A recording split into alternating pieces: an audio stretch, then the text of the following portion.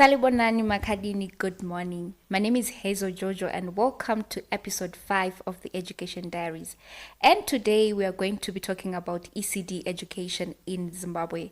I am joined by an amazing woman who is doing so well in the education sector. Welcome to the show. Thank you so much. Great. Hazel. Yeah, tell us a bit about yourself. Okay, I'm Daphne Sekai Maunge from Chieza Child Care Center. I've been with the organization for 15 years, but equally in the ECD field, it's about 28 years now. 28 years. Yes. Oh my God. But you look good. Thank you. That's really great. So tell us more. What exactly is ECD? ECD is early childhood development. It's in the earlier years, they used to call it creche, or they used to call it preschool. They used to call it nursery school, even though all of the three are different in some way. Like, for example, when we look at a creche, they do preschool stuff in the morning, and then the children get to rest in the afternoon. And the centers have to provide for snack in the morning and lunch for the children in the afternoon.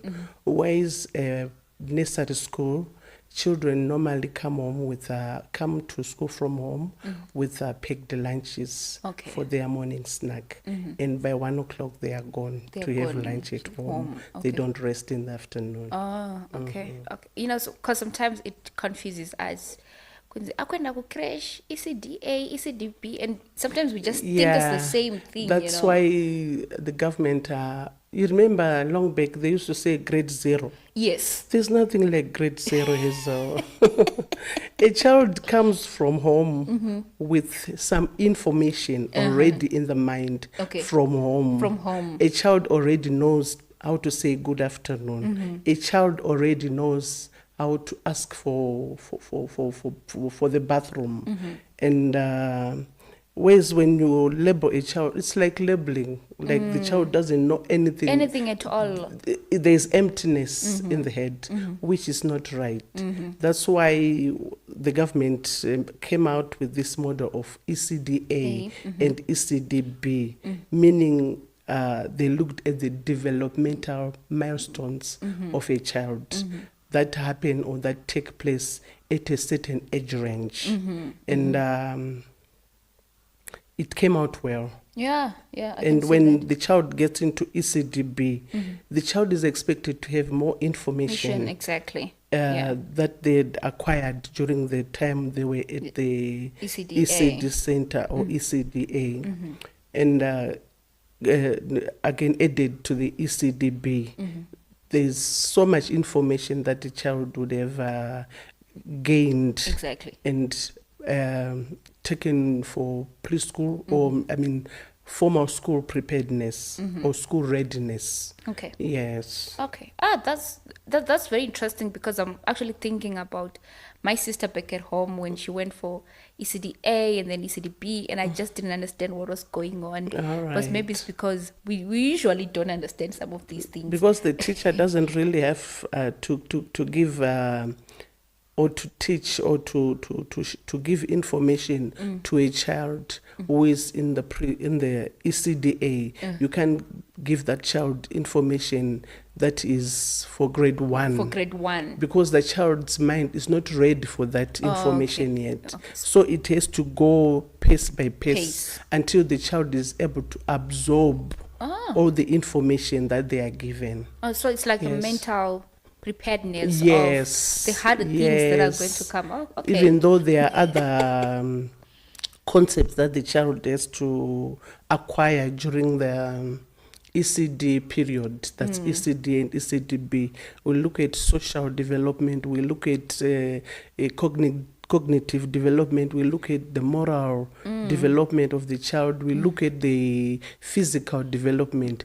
All these things, they work in the development towards the achieving what is required for a child to be able to start grade 1. Okay. And you'll find that when the child gets into grade 1, the teachers don't have to stress much when a child goes through ECD. Okay. Because most of the basics that the child has to take into grade 1 are already acquired at this stage. Okay. Yes. Okay. You know, I just love how you put some of the advantages of a child going through, you know, A and B. And sometimes, you know, as parents, we think that when we are putting a child through that, we are like, not really knowing kuti. You know, we are like enforcing so much. You know, we are like influencing a lot of learning and some culture that we don't usually give at home. You know, when a child comes to ECD centers from home, the child is prepared. Socially, the child gets into contact with children of their own age groups, which normally doesn't happen in the home. If the child is the youngest, it means everything that happens there is much ahead of the child's development. So the child gets into the preschool to associate with children of their own age group, and the children also get to learn some values like sharing, which doesn't normally happen in the home. It's baby all the time. Yeah. Don't do this, it's for the like baby. Don't take this, it's for the baby. You know. So when the child gets to the ECD centers, the child learns to share, the child learns to give others a chance, the child does a lot in a group that they don't do at home. With the older siblings. The child also gets to understand that things are done at certain times. That's the importance of routines now. Okay. We're looking at routines. They know it's time to eat. You just don't go to your satchel and take out food to eat. You wait for proper time. You know you're supposed to be seated and teacher-directed activities being done. You listen to the teacher. Okay. But all these things are done looking at age-appropriate activities. You don't do you just don't make a child sit for a long time and without doing anything.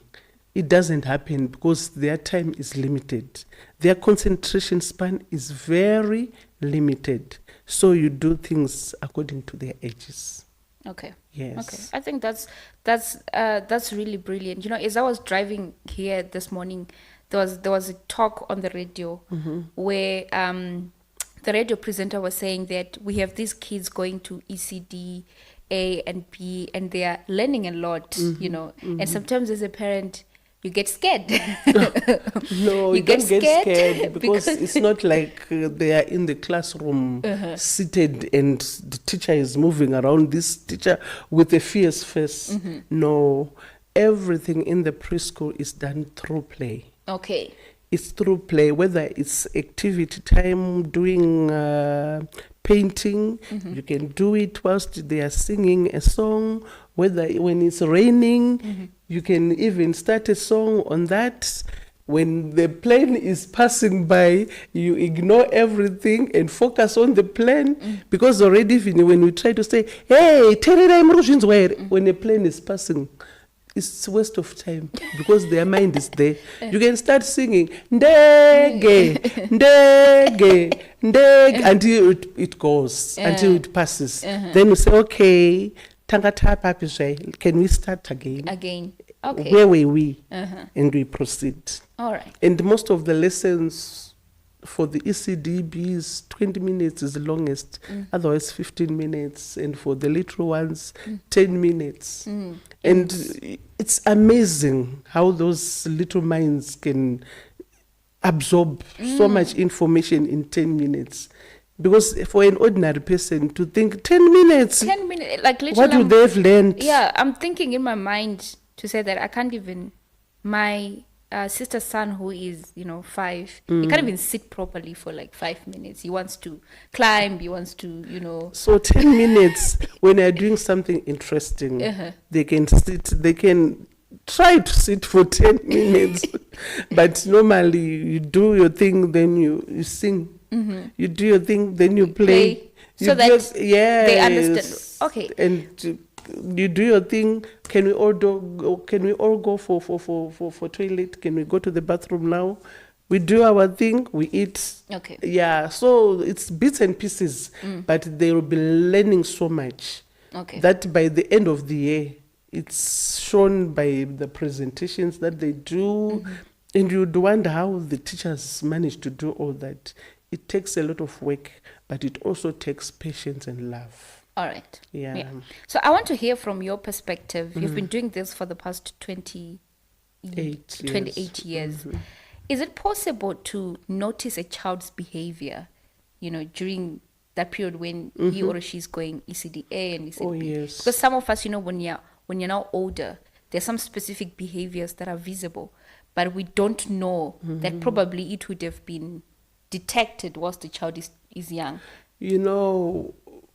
There are some play areas that actually help an ECD facilitator to pick up some behaviors or some negative characters, even some positive characters in a child.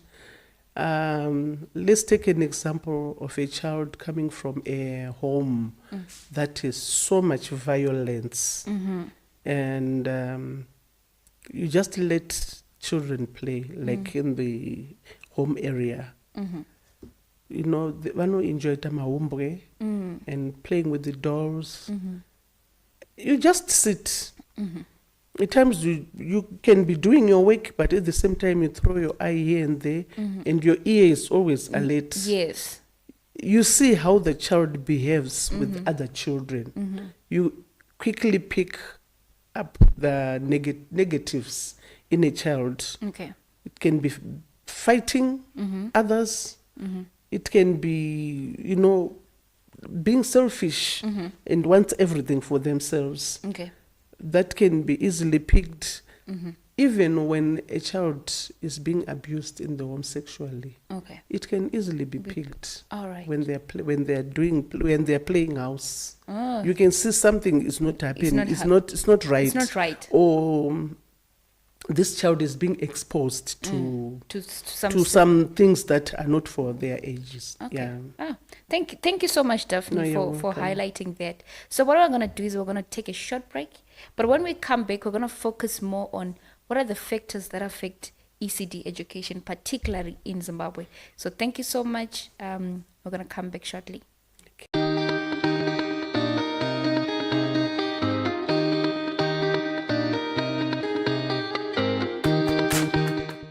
Welcome back to episode 5 of the Education Diaries.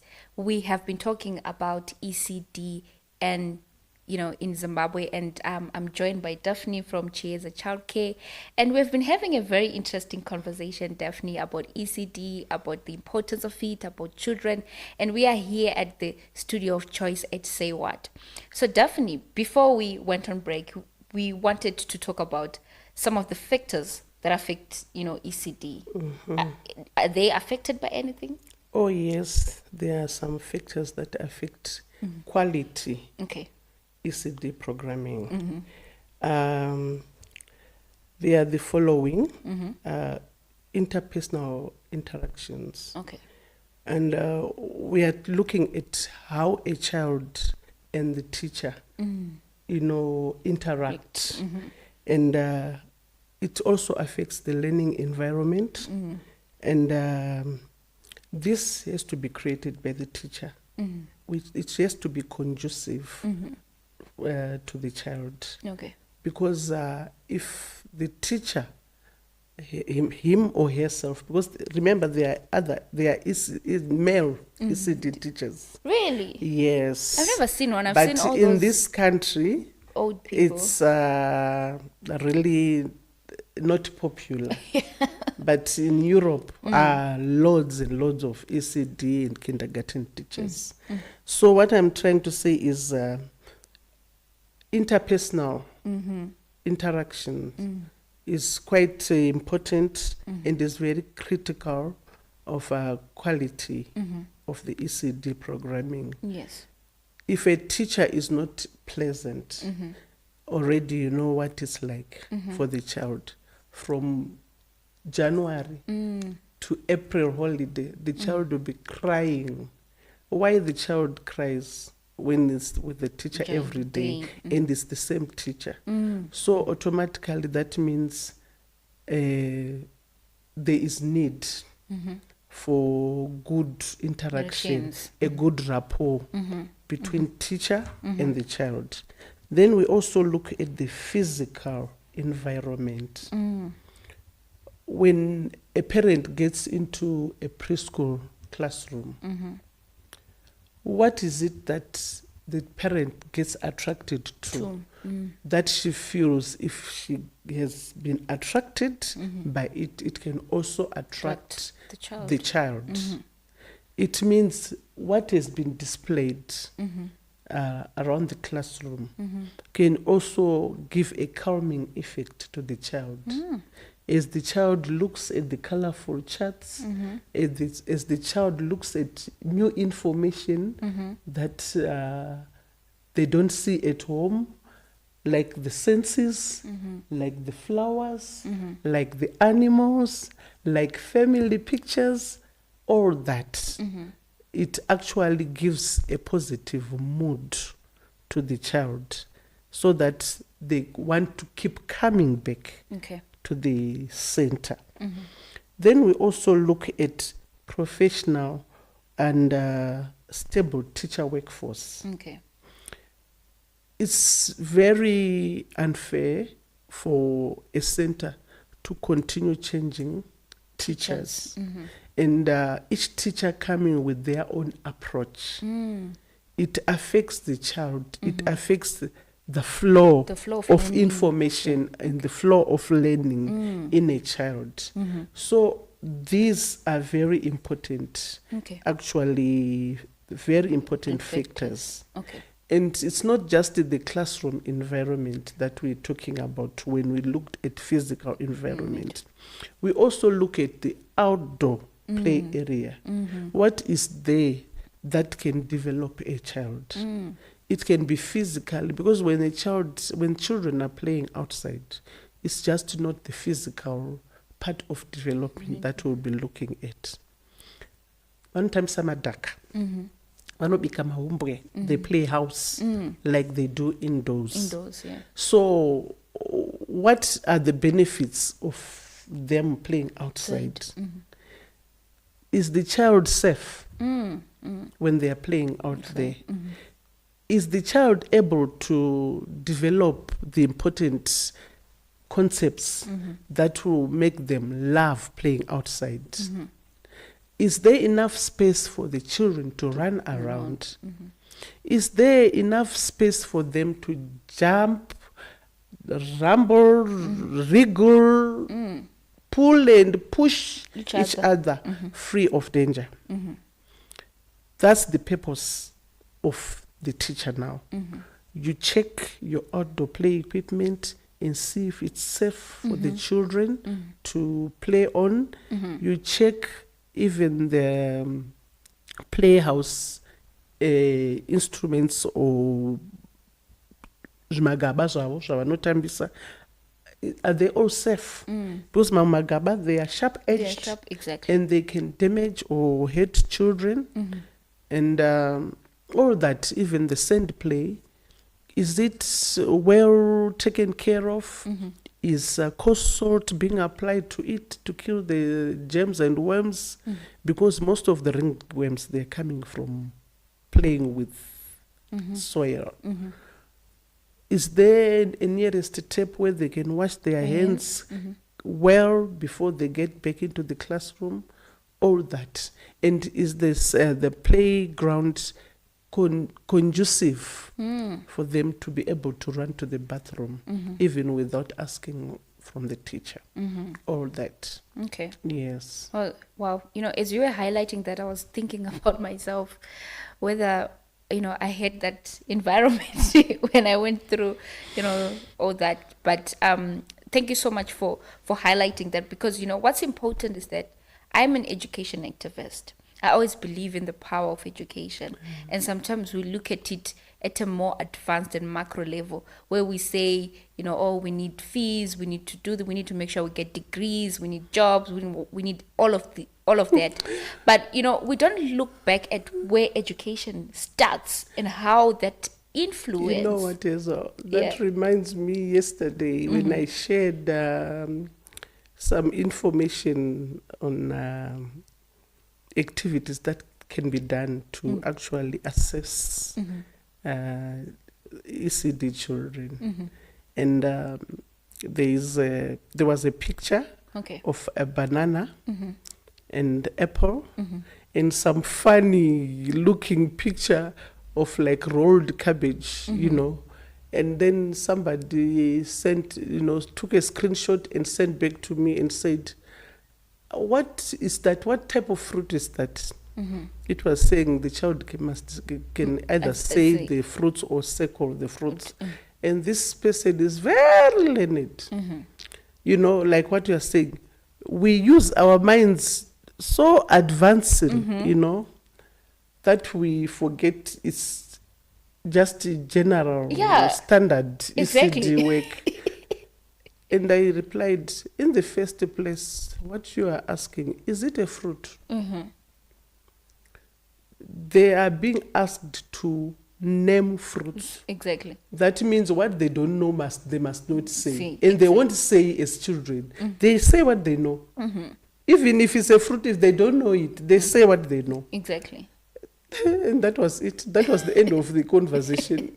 Because I knew they expected more that would take us into debate. Exactly. And it would no longer mean anything for an ECD child. Exactly. Yeah. Exactly. Because they do things in simple ways that we as adults can think advancedly, which is not supposed to be the case. Yeah, and sometimes we think that, they need particular certain information that they might not be ready to understand, which is so amazing, because when we then talk about the importance of education at a higher and tertiary level, we don't know how much we have missed, during their early development. That's very true. I'm also learning as well. I'm also learning, when I get a child one day, I'm also going to make sure. The other time we were doing the human organs, right? And, I cracked my head. How I would be able to simplify it and explain, so that they understand it in the simplest of ways. The digestive system. Then I went to the desktop with them and I started explaining. When you chew, can we all chew? They have to do it. Can you swallow? They swallow. Where do you think that food has gone to? It's a tummy. I said, it's a tummy. It carries your intestines, matumbu enyu ndo maari imomo. But pane paanotanga aenda, pane chibhegi chinodonhera chikafu chenyu. Imomo chinogaiwa, chigogaiwa imomo, chosvinwa. Pakubuda, chimwe chinenge chamvura.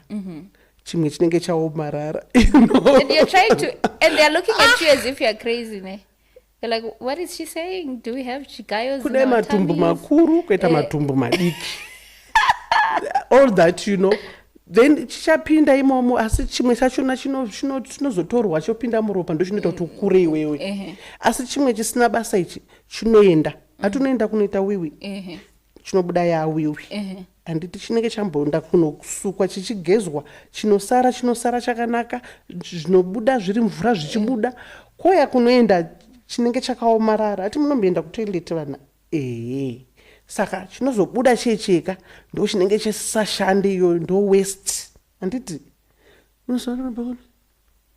It's like it's a revelation to them. chinwa mvura paipaika uri kutochipusha futi kuti chite sei chifambe. Oh my God, you guys are so strong.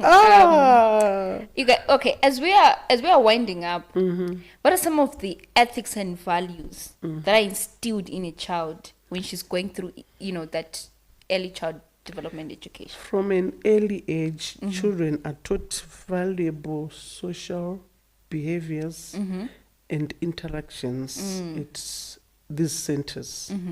It's important for children to socialize with other children of their own age groups and to improve their overall health and well-being. Learning to adapt to social environments is actually a valuable life skill that also benefits the communities that we live in. Why I'm saying so is vanenge vakuziva kuti this is right, this is morally right, this is morally wrong. Vana vanenge vakuziva kuti when I meet an old person, I greet them. When I am asked to do something by an older person which does not harm them, they have to help out. Even in the home, when you eat, you just don't sit and wait for someone to take the place to the sink. You help out by taking your own plate to the sink. So classroom and playground activities actually encourage and promote group activities, which an only child in the home is unable to do it. Okay. The child, like I said, has to come into contact with the children of their own age range. At home, that child may be alone. Alone, yeah. That child may not be able to understand the concept of sharing. The child may not be able to understand the concept of giving each other a chance when they are playing on the outdoor play equipment. So children are taught or are actually taught the importance of sharing and giving each other a chance. And they are also, in fact, it comes naturally. Okay. Even about empathy, when I'm talking about empathy, it will come naturally. When they see another child crying, they can even hold their hand, take the child to the teacher and say, I saw the child crying. Or when they see someone bullying, they would come and say, so and so is doing this to this new child or to the other child. So these are skills that the child actually grows with, that are actually imparted in the ECD centers. Okay. I always joke around saying that if I were to have a child, I will make sure that I provide homeschooling, because the world is brutal and I don't want my child to experience that. And as you are speaking, I'm actually learning a lot, the importance of children going through that interpersonal skills, networking skills, sharing and caring for each other. And that is really brilliant. So thank you so much. And I'll just give you an opportunity, just 30 seconds, just give us an advice from a 28-year-old, experience with ECD. Okay. Yeah. ECD is very important. That the child gets to meet other children, gets to associate with other children, gets to learn some very important life skills that won't leave that child until the child grows up. Okay. And they learn and they are prepared for school well on time. Yeah. And I would advise those who were not taking their children to ECD centers to do so. Thank you. Thank you so much, Daphne, for, marinating us with that good information. And I'm sure that we have learned. Thank you so much to those that were listening to us. We were talking about ECD in Zimbabwe, and Daphne here from Chieza Childcare was highlighting the importance of it and why we should make sure that we invest more on quality and inclusive ECD education. My name is Hazel Jojo, and I was your host. Thank you.